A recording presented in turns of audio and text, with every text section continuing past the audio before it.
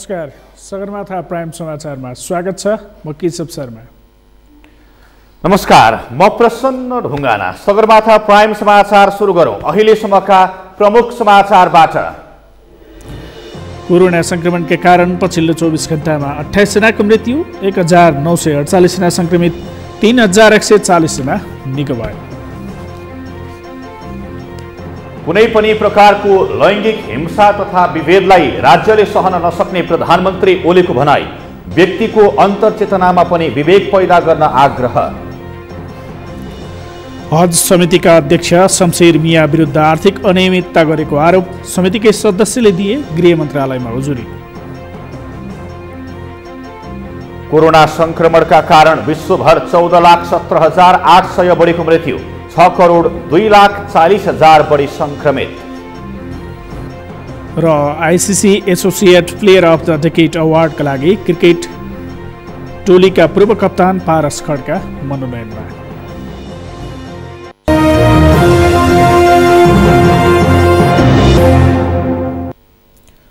Sagarmatha prime Samachar अब विस्तारमा। नेपालमा बुधबार थप 1948 जनामा कोरोना संक्रमण पुष्टि भएको छ। यो सँगै नेपालमा कोरोना संक्रमितको संख्या 2,26,026 पुगेको छ। यस्तै कोरोना संक्रमणबाट थप 28 जनाको मृत्यु भएको छ। हाल देशभर सक्रिय संक्रमितको संख्या 16,639 रहेको छ। एक रिपोर्ट। देशका विभिन्न स्थानमा गरिएको परीक्षणका क्रममा थप 1,948 जनामा कोरोना संक्रमण पुष्टि भएको स्वास्थ्य तथा जनसङ्ख्या मन्त्रालयले जनाएको छ। यो सँगै नेपालमा कोरोना संक्रमितको संख्या 2,26,026 पुगेको छ। यस्तै कोरोनाका कारण थप 28 जनाको मृत्यु भएको छ भने हालसम्म नेपालमा 1,389 जनाले कोरोनाका कारण ज्यान गुमाएका छन्। यस्तै थप 3,140 जना कोरोना मुक्त भएका छन् भने हालसम्म 2,07,998 जना कोरोना मुक्त भएका छन्। नेपालमा कोरोना मुक्त हुने दर 92% रहेको मन्त्रालयका प्रवक्ता डाक्टर जागेश्वर गौतमले जानकारी दिएका छन्। र उक्त पालिकामा 5-5 बेडका अस्थायी अस्पताल सञ्चालन गर्ने समेत निर्णय भएकोले उक्त अस्थायी अस्पतालहरू सञ्चालन गर्नु हुन समेत स्वास्थ्य तथा जनसङ्ख्या मन्त्रालय हार्दिक अनुरोध गर्दछ। प्रवक्ता गौतमका अनुसार 753 मध्ये 396 पालिकामा 15 बेडका अस्पताल निर्माण हुँदै जाने र बाँकी रहेका पालिकाहरूमा 5-5 बेडको अस्थायी अस्पताल बनाउन 10-10 लाख रुपियाँ पठाइसकेको हुनाले अस्थायी अस्पताल सञ्चालन गर्न अनुरोध गरिएको छ।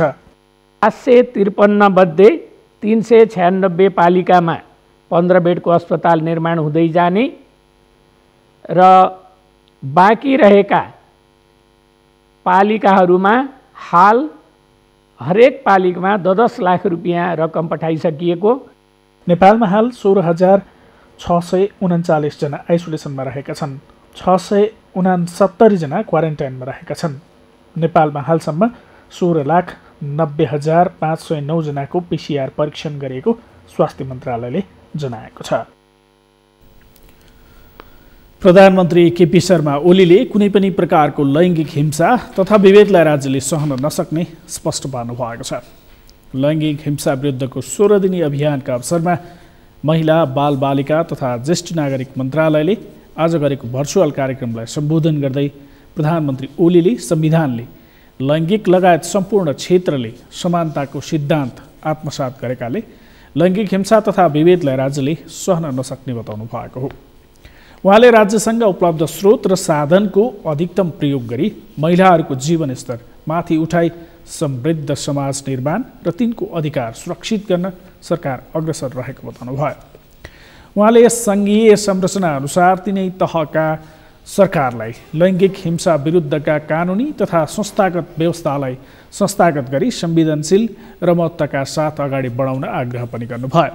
कानुनी प्रबन्धले मात्र लैङ्गिक हिंसाका घटनालाई अन्त्य गर्न नसकिने भएकाले व्यक्तिको अन्तर्चेतनामा विवेक पैदा गर्न सामाजिक अभियान नै आवश्यक पर्ने प्रधानमन्त्री ओलीले बताउनु भयो। हार्दिक धन्यवाद भन्न चाहन्छु। खास गरी हाम्रा महिला दिदीबहिनीहरूका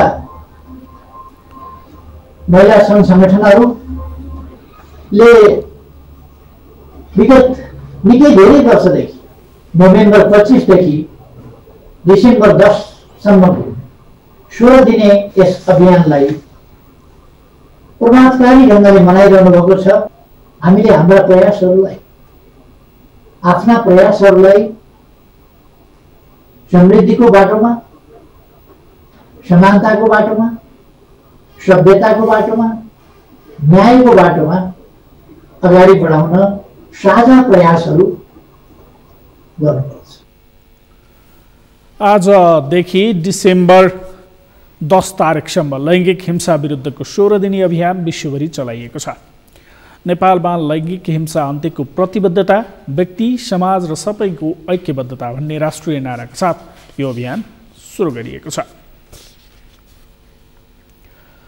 लुम्बिनी प्रदेशको राजधानी मन्त्री पदसँग साटेको भन्दै अर्थमन्त्री बनेका सत्तारूढ नेकपाका महासचिव विष्णु पौडेल विरुद्ध गृहनगर बुटवलमा कालो झण्डा प्रदर्शन भएको छ। वर्तमान सरकारका अर्थमन्त्री बनेपछि पहिलो पटक गृह जिल्ला रूपन्देही पुगेका अर्थमन्त्री पौडेललाई नेपाली कांग्रेस कार्यकर्ताहरूले कालो झण्डा देखाएका हुन्। कांग्रेसका भातृ संगठनहरू नेपाल तरुण दल र नेपाल विद्यार्थी सङ्घ रूपन्देहीका कार्यकर्ताले सत्तारूढ नेपाल कम्युनिस्ट पार्टी नेकपाका महासचिव समेत रहेका अर्थमन्त्री पौडेललाई बुटवल स्थित अस्पताल लाइन, पुरानो बस पार्क र नेपालगञ्ज रोडमा कालो झण्डा प्रदर्शन गरिएको छ। बुधबार बिहानै सैना महिनाका विभिन्न कार्यक्रममा सहभागी हुन जाँदै गरेको अवस्थामा कांग्रेस कार्यकर्ताहरूले कालो झण्डा प्रदर्शन गर्दै मन्त्री पौडेल विरुद्ध नाराबाजी समेत गरेका थिए। प्रदर्शनमा सहभागीहरूले पौडेलले अर्थमन्त्री पदसँग राजधानी साटेको आरोप लगाउँदै नाराबाजी समेत गरेका थिए। पौडेलको सुरक्षामा बुटवलदेखि सैना महिनासम्म बाक्लो सङ्ख्यामा सुरक्षाकर्मी परिचालन गरिए पनि कांग्रेस कार्यकर्ताहरूले सुरक्षा घेरा तोडेर कालो झण्डा प्रदर्शन गरेका थिए।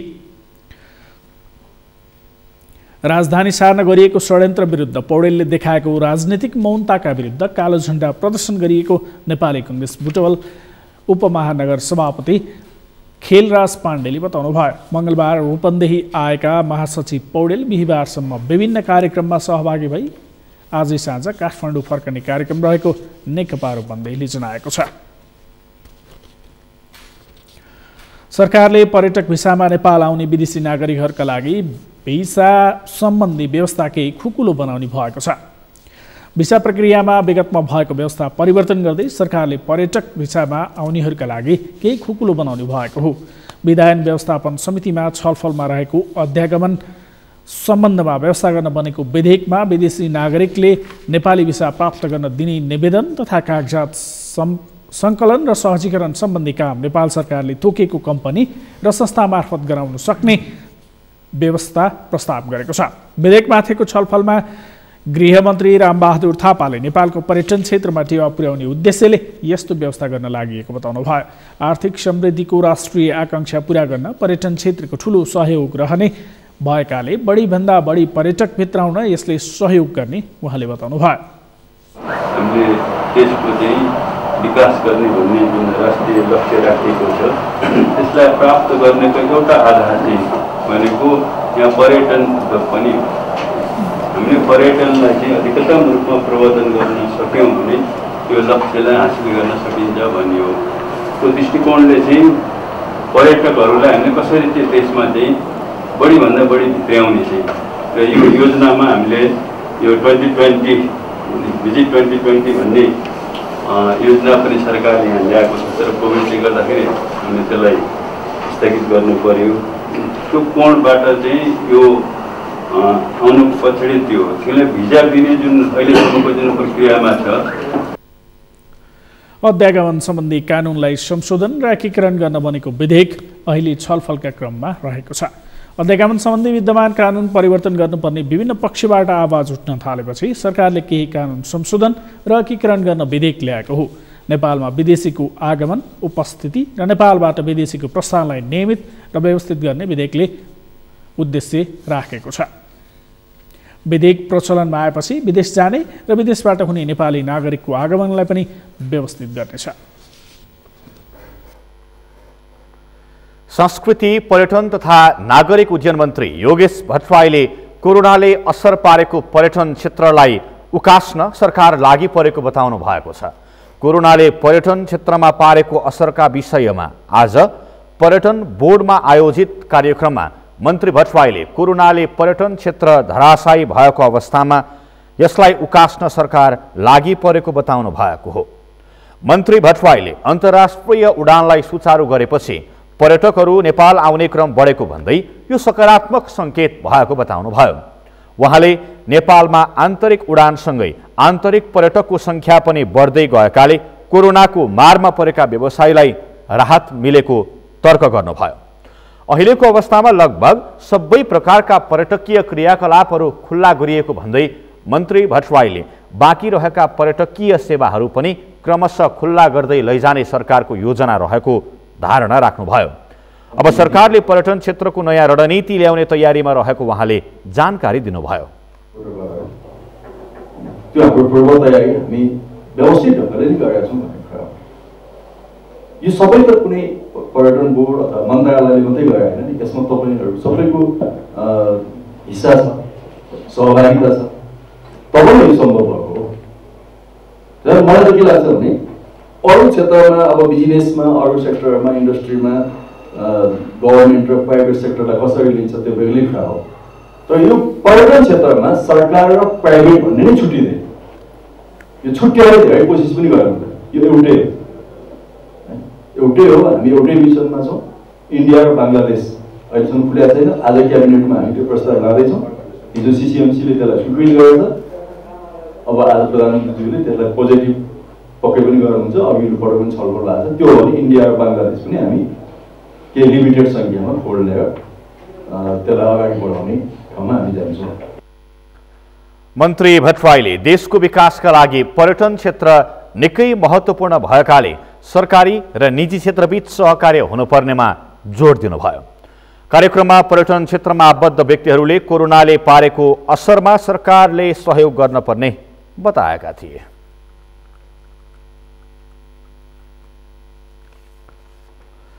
सत्तारूढ दल नेकपा विवाद उत्कर्षमा पुगेका बेला प्रमुख प्रतिपक्षी दल नेपाली कांग्रेसको भूमिकाको विषयलाई लिएर अनेक अड्कलबाजी सुरु भएको छ। नेकपा विवाद उत्कर्षमा पुगेका बेला कांग्रेस सभापतिसँग प्रधानमन्त्रीले भेटेपछि प्रतिपक्षी दलको आगामी रणनीतिका बारेमा बहस सुरु भएको हो। अमृतराज काफ्लेको रिपोर्ट। सत्तारूढ दलभित्रको विवाद उत्कर्षमा पुगेको र नेकपा विभाजनको सङ्घारमा पुगेको भनिएका बेला प्रधानमन्त्री केपी शर्मा ओलीले कांग्रेस सभापति शेरबहादुर देउवासँग छलफल गरेका थिए। झन्डै 3 घण्टा लामो छलफलपछि प्रधानमन्त्री केपी शर्मा ओलीले कांग्रेसलाई सत्ता सहकार्यका लागि आग्रह गरेको समेत सार्वजनिक भएको थियो। नेकपा विभाजन भइहाल्यो भने त्यसपछि कांग्रेससँग मिलेर सरकार बनाउने चाहना प्रधानमन्त्रीले व्यक्त गरेको सार्वजनिक भएपछि कांग्रेस सरकारमा सहभागी हुनका लागि तयार भएको हो भन्ने प्रश्न समेत उठिरहेको छ। तर कांग्रेसले भने 5 वर्ष प्रतिपक्षमा रहने स्पष्ट पारेको छ। जे कोर्स उहाँहरूको बिचमा भइरहेको छ नि, त्यो विषयले एउटा निश्चित परिपक्व एउटा टुङ्गोमा नपुग्दासम्म नेपाली कांग्रेस पार्टीले यसमा टिप्पणी गरिराख्नुपर्ने, नेपाली कांग्रेस पार्टीले धेरै चासो राख्नुपर्ने र सत्तारूढ दलमा चाहिँ केही द्वन्द्व भयो भन्ने बित्तिकै नेपाली कांग्रेसले सत्ताको लागि खुट्टा उचालिहालेको अथवा अलिकति चाहिँ उज्यालो अनुहारका साथ सिंहदरबारतर्फ हेरेको भन्ने कुरा चाहिँ नसोचिदिन चाहिँ म आम जनसमुदायलाई पनि अपिल गर्छु। नेपाली कांग्रेस पार्टी चाहिँ पुरै निरपेक्ष छ। सत्तारूढ पार्टीको द्वन्द्वबाट त्यो जे रूपमा एउटा टुङ्गोमा पुग्ला त्यसपछि ठिक समयमा ठिक ढङ्गले ठिक निर्णय नेपाली कांग्रेस पार्टीले गर्नेछ, विधिवत रूपमा गर्नेछ। यसअघि सरकारसँग सत्ता सहयात्री दल जस्तो बनेको आरोप कांग्रेसमाथि लागिरहेको छ। प्रमुख प्रतिपक्ष दलको भूमिका कमजोर रूपमा प्रस्तुत गरेको आरोप लागिरहेको बेला कांग्रेस सभापति देउवाले प्रधानमन्त्री केपी शर्मा ओलीसँग भेटेपछि फेरि भागभण्डामा सहभागी हुन लागेको चर्चा समेत सुरु भएको छ। नेपाली कांग्रेस पार्टी र नेपाल कम्युनिस्ट पार्टीको बिचमा कुनै दुश्मनी त होइन नि। सत्तारूढ पक्षको नेता र प्रतिपक्षी नेताको बिचमा कुनै व्यक्तिगत दुश्मनी त होइन नि। त्यसैले भेट्नका लागि निश्चित साइज जुराउँ, निश्चित शुभ मुहुर्त हेरौँ, निश्चित चाहिँ के अरे सहमति भएको वातावरण हेरौँ भन्ने हुँदैन। त्यो बेलामा मानिलिउँ चाहिँ त्यो भेटहरूमा के विषयवस्तु हुन्छन् प्रधान कुरा त्यो हो। त्यो भेटहरू पछाडि नेपाली कांग्रेस पार्टीले आफ्नो धारणा कसरी राख्छ, राजनीतिक घटनाक्रममा नेपाली कांग्रेस पार्टीले उचित ढङ्गले उचित विषयमा निर्णय गर्छ कि गर्दैन त्यो प्रधान कुरा हो। त्यसकारण भेटको कुरामा चाहिँ नभेटौँ, भेट्नुहुन्न, फलाना मितिसम्म नभेटौँ, प्रधानमन्त्रीजी नबोलाउनु होला, अथवा प्रतिपक्षी दलका नेता पार्टी काङ्ग्रेस सभापति तपाईँ नजानु होला भन्ने खालको कुरामा पुग्नुहुन्न भन्ने मलाई लाग्छ।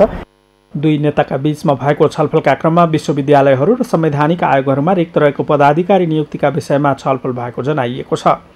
काङ्ग्रेसले सरकारमा सहभागी हुने विषय नकारे पनि दुई नेताको भेटपछि संशय भने पैदा भएको छ। सगरमाथा टेलिभिजनका लागि क्यामेरामा सुरेन्द्र रावतका साथमा अमृतराज काफले, काठमाडौँ। सगरमाथा प्राइम समाचारमा पालो भएको छ विश्रामको विश्रामपछि। हज समितिका अध्यक्ष शमशेर मिया विरुद्ध आर्थिक अनियमितता गरेको आरोप समितिकै सदस्यले दिए गृह मन्त्रालयमा उजुरी। म्याग्दीको ग्रामीण क्षेत्रका बासिन्दा यातायात व्यवसायको मनोमानी भाडा सुलीबाट हैरान। प्रशासन र जनप्रतिनिधिहरूद्वारा निर्धारित भाडा दर कार्यान्वयन भएन। र चितवन राष्ट्रिय निकुञ्जद्वारा गैंडा संरक्षण अभियानको थालनी। गैंडा तस्करी अभियोगमा सजाय भुक्तान गरेकाहरूलाई प्रेरित गर्दै।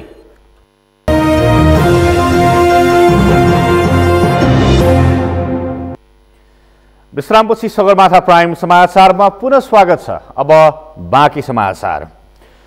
काठमाडौँ महानगरपालिकाले टोलमा गएर पीसीआर परीक्षणका लागि स्वाब सङ्कलन गर्न थालेपछि स्थानीय खुसी भएका छन्। सरकारी निर्णयअनुसार केही समय बन्द रहेको स्वाब सङ्कलनको काम महानगरले सुरु गरेपछि स्थानीय खुसी भएका हुन्। वडा कार्यालयहरू मार्फत जनशक्ति परिचालन गरी पीसीआर परीक्षणका लागि महानगरले स्वाब सङ्कलन गरिरहेको छ। टेस्टिङहरू भएकोहरूलाई गर्नुपर्छ भन्ने सिकेपछि हामी सबैको आग्रहमा र सबैको अनुरोधलाई चाहिँ यसलाई चाहिँ निरन्तरता दिएको छ र कन्ट्र्याक्टमा भएकोहरूलाई मात्रै ट्रेसिङ गराउनु हो। हामी यहाँ कस्तो अहिले आइरहेछ भने म अहिले 14 दिन भयो 15 दिन भयो मेरो टेस्ट गराउनु पर्यो भनेर चाहिँ यसलाई चाहिँ सबैले बुझ्नुपर्छ कि यस 13 दिन 14 दिन तिनीहरूलाई चाहिँ नगरे पनि हुन्छ। जो कन्ट्र्याक्टमा भएको छ जो बिरामी छ त्यसमा भएकोहरूलाई मात्रै गराउने हो। यो काठमाडौँ महानगरपालिकाले अझै बृहत रूपमा स्वाब सङ्कलन गर्न सके सबैको पहुँचमा पुग्ने आशा स्थानीय गर्दछन्।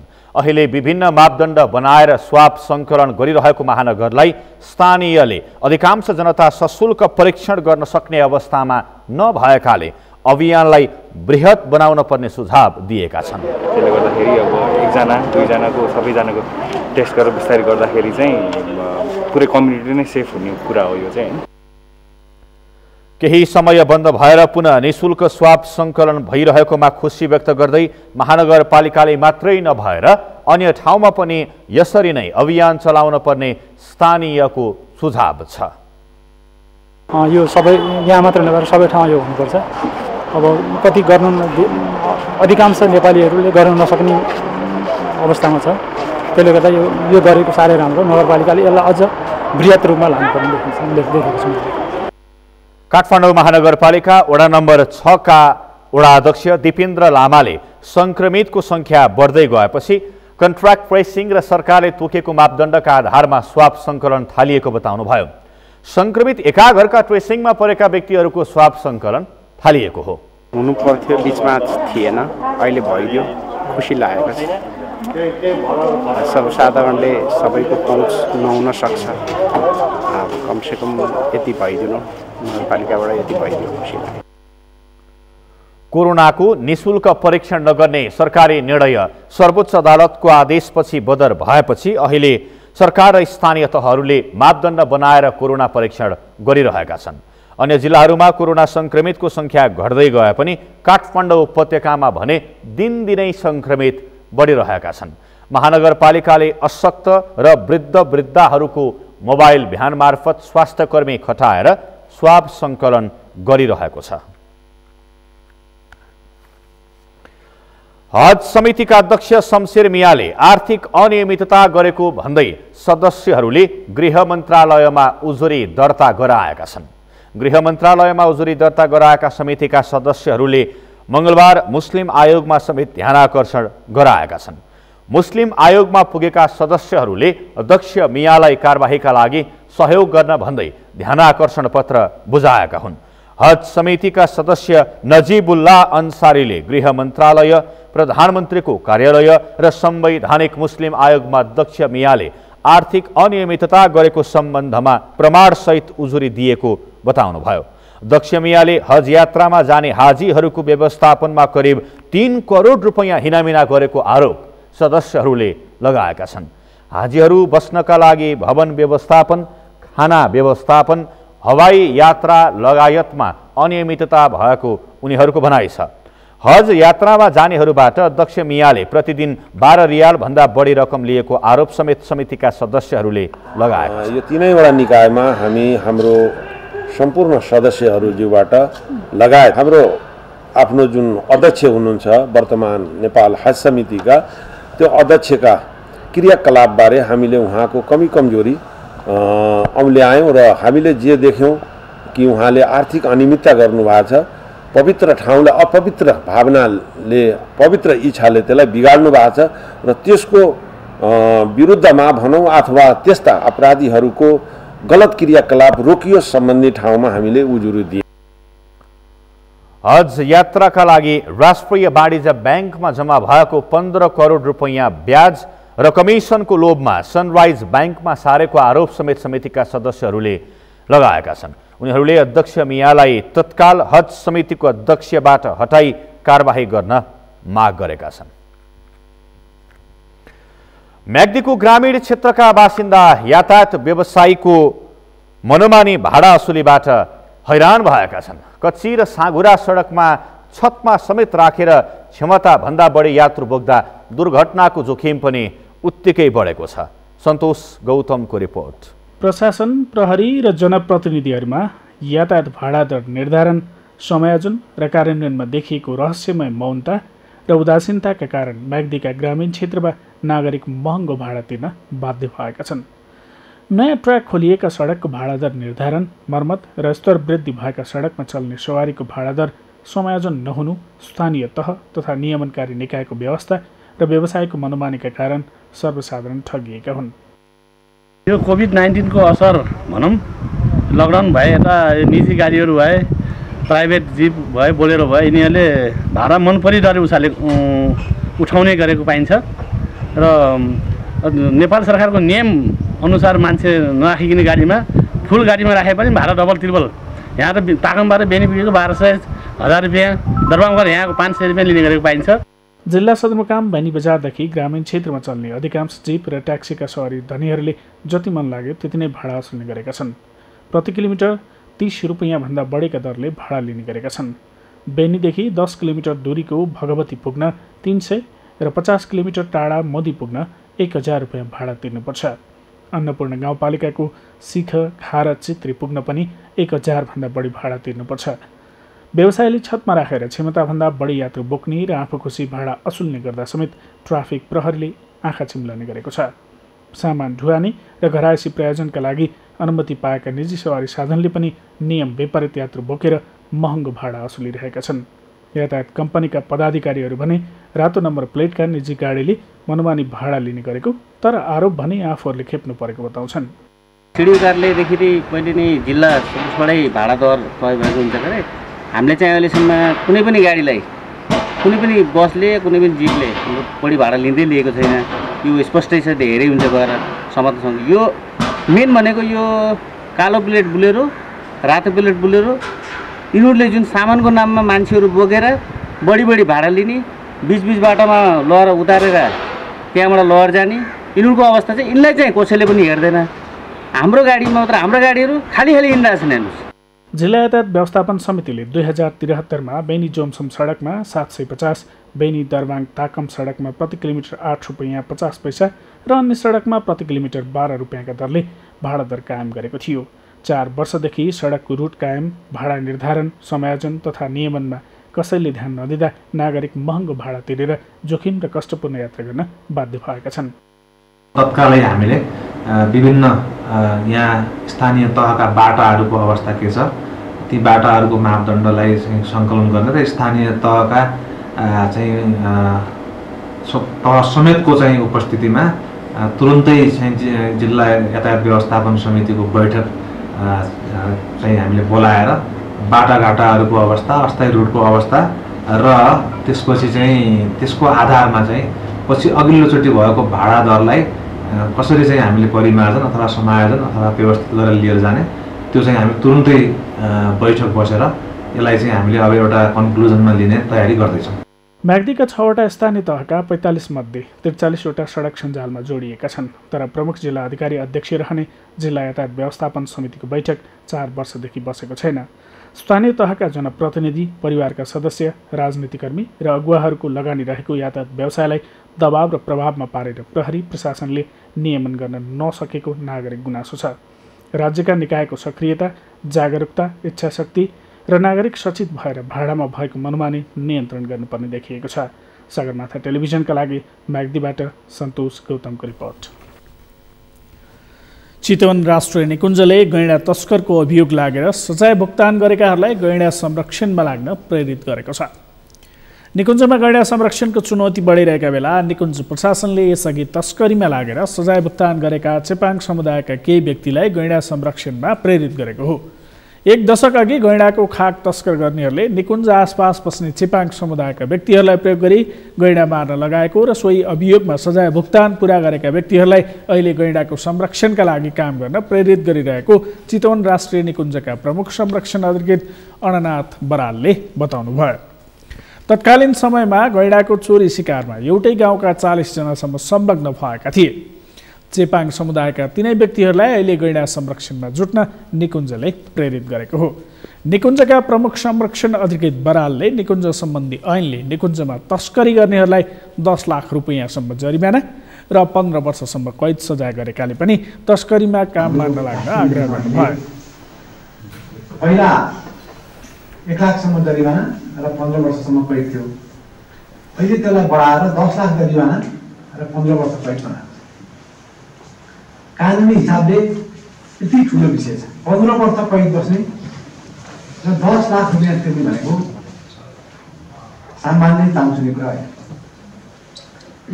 तर अगाडि हाम्रो महानु सरले पनि भन्नुभयो 2000, 4000 रुपियाँ, 10,000, 20,000, 50,000 बढी लिनेले 2 लाख, 3 लाख, 4 लाखसम्म, पछिल्लो समयमा 4 लाख, 5 लाखसम्म पनि केही मान्छेले लिएको देखिन्छ। तस्करमा संलग्न भएका व्यक्ति तथा उनीहरूका आफन्तहरूले भने चेपाङ समुदायका लागि आय आर्जनका कार्यक्रम सञ्चालन गरे तस्करी कम हुने बताएका छन्। विगतमा अशिक्षाका कारण तस्करीमा प्रयोग भएको उनीहरूले बताए। त्यसैले चेतनामूलक कार्यक्रम गर्दै आय आर्जनमा प्रेरित गर्न सके तस्करी कम हुने उनीहरूको भनाइ छ। आर्थिक रूपमा असुरक्षित भएमा गैंडाको संरक्षण गर्न सम्भव नभएको पनि चेपाङ समुदायका युवाहरूले बताएका छन्। आर्थिक सामाजिक क्षेत्रमा अब्बल हुनेतर्फ आफूहरूलाई प्रेरित गर्न निकुञ्ज प्रशासन समक्ष उनीहरूले माग गरेका छन्। चोरी तस्करी त्यसै त्यहाँनिर चोरी भएको छैन, त्यसै तस्कर भएको छैन र त्यो गर्नुको कारण के हुन् त्यहाँनिर नै हामी त्यहाँनिर पनि जान एकदमै जरुरी देख्छु मैले। किनभने तपाईँको एउटा चेपाङ समुदायमा हेर्नुहोस्, एउटा आफ्नो घरमा भएको एउटा बोकाको मूल्य तोक्न नसक्ने मान्छेले चोरी तस्कर गरेर तपाईँको यो यतिमा कसरी मलाई यसरी के अरे दिनुहोस्, मेरो मसँग यसरी यो सामान छ भनेर भन्न सक्छ होला र। चितवन राष्ट्रिय निकुञ्जमा लगातार 3 वर्ष शून्य चोरी शिकार वर्ष मनाइएको थियो। तर यो चालु आर्थिक वर्षमा खाक चोरी नभए पनि तस्करले 4वटा गैंडा मारिसकेका छन्। चितवन राष्ट्रिय निकुञ्जमा एकै वर्ष 38वटा गैंडा मारेर तस्करी भएको इतिहास समेत छ। तस्करीमा लागेका कतिपय चेपाङहरू अहिले कैद भुक्तान गरेर घर फर्किएका छन् भने कतिपय सजाय भुक्तान गरिरहेका छन्। कैद भुक्तान गरेर फर्किएका केही व्यक्तिहरू फेरि तस्करमा संलग्न हुन थालेपछि निकुञ्जले गैंडा संरक्षणमा चेपाङ समुदायलाई प्रेरित गरेको हो। हरेक वर्ष कार्तिक शुक्ल एकादशीका दिन मनाइने हरिबोधिनी एकादशी यस वर्ष स्मृतिमा आधारित भई काम गर्नेले बुधबार र वेदमा आधारित भई कर्म गर्नेले बिहिबार मनाउनु पर्ने नेपाल पञ्चाङ्ग निर्णायक समितिले जनाएको छ। समितिका अध्यक्ष प्राध्यापक डाक्टर रामचन्द्र गौतमले मङ्सिर 10 गते बुधबार एकादशी तिथि 59 घडी नागी 11 गते बिहान अरुणोदय कालमा पनि तिथि रहेको बताउनुभयो। दशमी र एकादशी तिथि पहिलो दिन 56 घडी नाघेमा दोस्रो दिन पनि हुन्छ भन्ने शास्त्रीय मत छ। एकादशी तिथि 56 घडी नाघेका दिन स्मृतिलाई आधार मानी कर्म गर्ने अर्थात् स्मार्तले एकादशी मनाउँछन्। यसै कारण मङ्सिर 10 गते बुधबारलाई एकादशी व्रत भनी समितिले स्वीकृति दिएको पञ्चाङ्ग पात्रमा उल्लेख गरिएको छ। वेदमा आधारित भई कर्म गर्नेले अरुणोदय कालमा एकादशी तिथि परेको दिन तिथि मनाउने गर्छन्। सूर्योदय हुनु अघिको 4 घडीलाई अरुणोदय भनिन्छ। यो एकादशी यस वर्ष मङ्सिर 11 गते बिहिबार परेको समितिले जनाएको छ। यसलाई वैष्णवाना अर्थात् वैष्णवको एकादशी भन्ने गरिएको छ। कार्तिक शुक्ल एकादशीलाई हरिबोधनी एकादशी भनिन्छ। आषाढ शुक्ल एकादशीका दिन क्षीर सागरमा शयन गर्ने भगवान विष्णु यसै दिन जागा हुने शास्त्रीय मान्यता छ। आषाढ शुक्ल एकादशीदेखि कार्तिक शुक्ल पूर्णिमासम्म सनातन धर्मावलम्बीले घर घरमा तुलसी रूपी विशेष पूजा आराधना गर्ने गर्छन्। हरिबोधनी एकादशीका दिन तुलसीलाई विष्णुसँग विवाह गरी विशेष रूपमा मनाउने गरिन्छ। वैदिक पात्रमा उल्लेख गरिने 16 तिथिमध्ये एकादशीलाई महत्त्वपूर्ण तिथिका रूपमा मनाइन्छ। हरिबोधनी एकादशीलाई ठुलो एकादशी पनि भनिन्छ। यस दिन सनातन धर्मावलम्बीले अन्न ग्रहण नगरी कन्दमूल र फलफुल खाने गर्छन्। चतुर्मासभर पूजा आराधना गरिएको तुलसीलाई कार्तिक शुक्ल एकादशीदेखि मार्गशीर्ष कृष्ण पञ्चमीसम्म वैदिक यज्ञ गरी समापन गरिन्छ। सगरमाथा समाचारमा पालो भएको छ विश्रामको। विश्रामपछि कोरोना संक्रमणका कारण विश्वभर 14,17,800 बढीको मृत्यु, 6,02,40,000 बढी संक्रमित र ICC associate player of the decade अवार्डका लागि राष्ट्रिय क्रिकेट टोलीका पूर्व कप्तान पारस खड्का मनोनयनमा।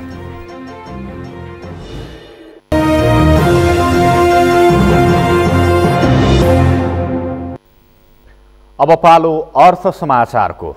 अर्थ समाचारका प्रायोजक हो आफ्नो विश्वास हो त्रिशक्ति सिमेन्ट। शेयर बजारमा परिसूचक नेप्से झण्डै 65 अङ्कले बढेको छ।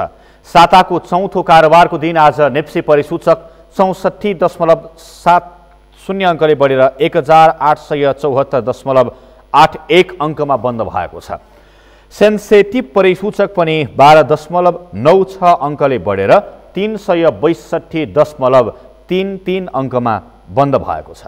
दिनभर 196 कम्पनीको 5,13,18,86,488 रुपैयाँको 1,47,89,303 किता सेयर खरिद बिक्री भएको छ। अहिले सेयर बजारका लागि हरेक हिसाबले उपयुक्त माहौल बनेकाले लगानीकर्ताले लगानी बढाएको देखिन्छ। बैंक तथा वित्तीय संस्थामा ब्याज दर घट्नु, कम्पनीहरूको पहिलो त्रैमासिकको वित्तीय विवरण राम्रो निस्कनु र कम्पनीहरूले लाभांश घोषणा गर्ने क्रम बढ्नुले लगानीकर्ताको मनोबल उच्च भएको देखिन्छ। त्यसैकारण बजारमा सेयरको माग बढ्न जाँदा परिसूचकले पनि नयाँ उचाइ तय गर्दै गएको देखिन्छ। आज कारोबारमा आएका समूहमध्ये होटल समूहको सूचक मात्रै घटेको छ। बाँकी सबै समूहका सूचक बढेका छन्। सबैभन्दा धेरै व्यापार समूह 7.93% बढेको छ।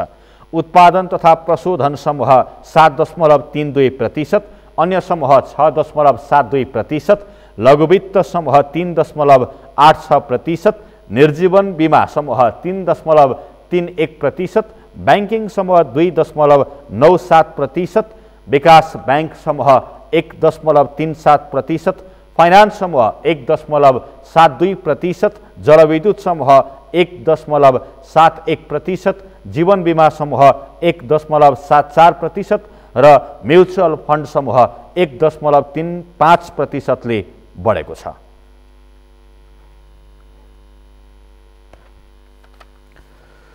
सुदूरपश्चिम प्रदेश सरकारले चालू आर्थिक वर्षको पहिलो चौमासिकको खर्च तथा राजस्व सङ्कलन विवरण सार्वजनिक गरेको छ। सुदूरपश्चिम प्रदेश सरकारले पहिलो चौमासिकमा कुल बजेटको 6.229% अर्थात् 2,09,86,36,000 रुपैयाँ खर्च गरेको छ। चालू आर्थिक वर्ष 77-78 को प्रथम चौमासिकसम्मको बजेट खर्च र राजस्व सङ्कलनको अवस्था सार्वजनिक गर्दै आर्थिक मामिला तथा योजना मन्त्री झपट बोहराले यस वर्ष गत वर्षभन्दा 1.76%ले खर्च वृद्धि भएको बताउनुभयो।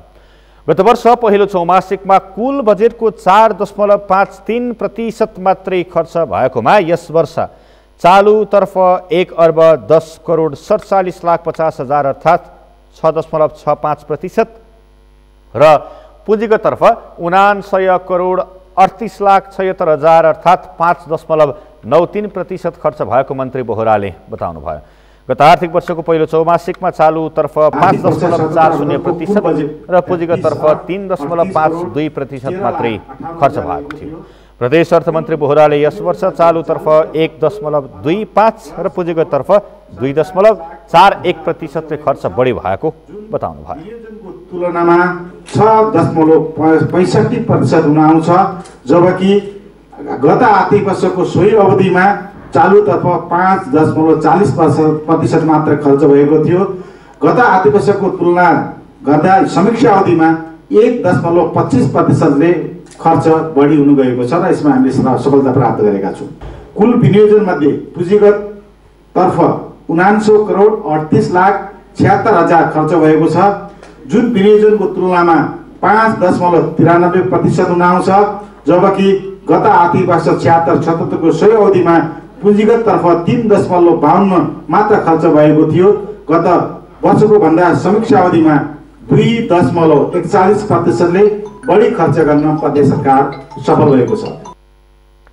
चालु आर्थिक वर्षमा सुदूरपश्चिम प्रदेश सरकारले 33 अर्ब 38 करोड 13,58,000 बराबरको बजेट विनियोजन गरेको थियो। मन्त्री बोहराले यस वर्ष 90% भन्दा बढी बजेट खर्च हुने दावी गर्नुभयो। त्यस्तै राजस्वतर्फ पनि गत वर्षभन्दा प्रगति भएको मन्त्री बोहराले बताउनुभयो। चालु आर्थिक वर्षमा 76 करोड 70,30,000 राजस्व सङ्कलन गर्ने लक्ष्य रहेकोमा पहिलो चौमासिकमै 45.93% अर्थात् 31 करोड 9,66,000 राजस्व सङ्कलन गरेको मन्त्री बोहराले बताउनुभयो। हामी सगरमाथा प्राइम समाचारको अन्त्यमा छौं। अन्त्यमा प्रमुख समाचार फेरि एकपटक। कोरोना संक्रमणका कारण पछिल्लो 24 घण्टामा 28 जनाको मृत्यु, 1948 जना संक्रमित, 3,140 जना निको भए। कुनै पनि प्रकारको लैङ्गिक हिंसा तथा विभेदलाई राज्यले सहन नसक्ने प्रधानमन्त्री ओलीको भनाई। व्यक्तिको अन्तर्चेतनामा पनि विवेक पैदा गर्न आग्रह। हज समितिका अध्यक्ष शमशेर मिया विरुद्ध आर्थिक अनियमितता गरेको आरोप समितिकै सदस्यले दिए, गृह मन्त्रालयमा उजुरी। कोरोना संक्रमणका कारण विश्वभर 14,17,800 बढीको मृत्यु, 6 करोड 2,40,000 बढी संक्रमित। र ICC associate player of the decade अवार्डका लागि राष्ट्रिय क्रिकेट टोलीका पूर्व कप्तान पारस खड्का मनोनयनमा। हवस् त, सगरमाथा प्राइम समाचार अहिलेलाई सकियो। तपाईँ समाचार बुलेटिनका साथै सगरमाथा टेलिभिजनका सम्पूर्ण कार्यक्रम www.sagarmatha.tv मा पनि पढ्न र हेर्न सक्नुहुनेछ।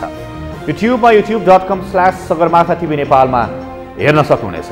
तपाईँ हामीलाई फेसबुकमा पनि facebook.com/YesTV नेपालमा फलो गर्न सक्नुहुनेछ।